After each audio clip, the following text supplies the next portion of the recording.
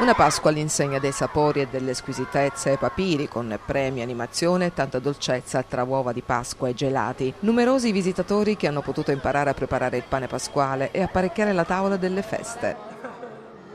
In tanti hanno assistito alle arti culinarie con cooking chef e preparazione delle uova di cioccolato. Presenti all'evento anche gli alunni di diverse scuole della provincia che si sono aggiudicati dei premi, kit scuola, tablet e lavagne elettroniche, nell'ambito dell'iniziativa Missione Scuola che ha preso il via il 15 ottobre scorso. Chi di voi è bravo in matematica? Chi di voi è bravo in geografia? I ragazzi hanno collezionato scontrini del centro commerciale Papiri fino ad approdare alla somma di 400 euro, aggiudicandosi il materiale didattico. Per i fortunati che hanno raggiunto le somme di 1.000 e 2.000 euro, tablet e LED touch, in una vera e propria festa, con mascotte e clown. L'iniziativa ha riscosso un enorme successo ed ha coinvolto anche i dirigenti scolastici, i quali hanno confermato le numerose necessità che quotidianamente le scuole devono affrontare con fondi limitati, se non addirittura carenti.